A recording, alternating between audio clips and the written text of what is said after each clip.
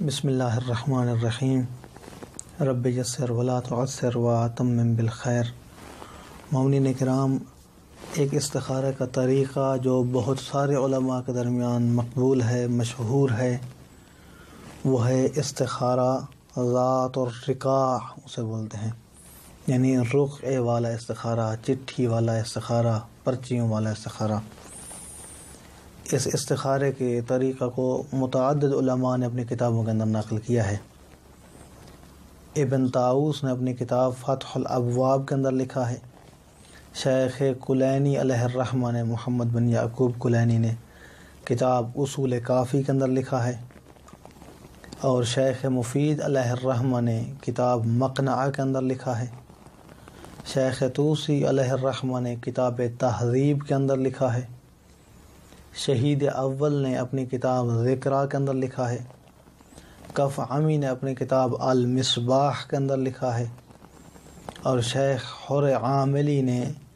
وسائل الشیعہ کے اندر استخارہ کے ابواب میں اس طریقہ کو نقل فرمایا ہے۔ طریقہ کچھ اس طرح سے ہے کہ 6 پرچیاں بنانی ہیں، ان میں سے 3 کے اوپر لکھنا ہے بسم اللہ الرحمن الرحیم خیرۃ من اللہ العزیز الحکیم لفلان بن فلانہ، آخر میں لکھنا ہے لا تفعل۔ یہ عبارت ہے، میں دوبارہ اعادہ کر دیتا ہوں۔ بسم اللہ الرحمن الرحیم خیرۃ من اللہ العزیز الحکیم لفلان بن فلانہ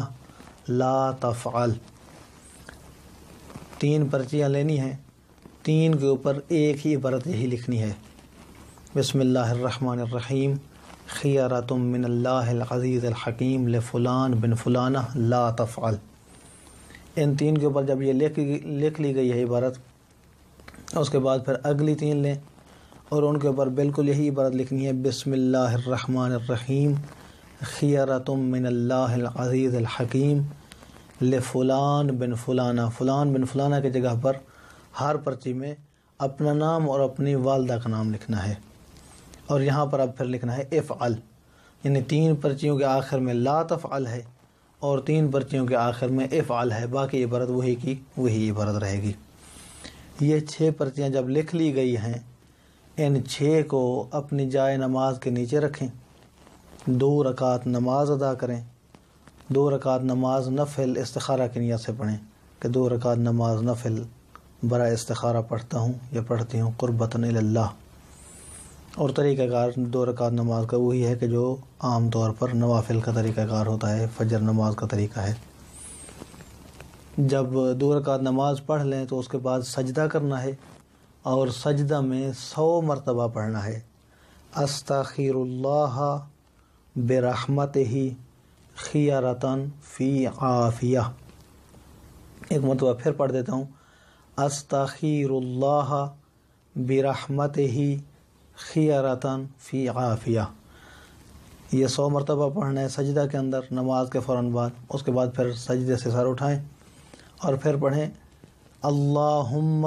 خر لی واختر لی فی جمیع اموری فی یسر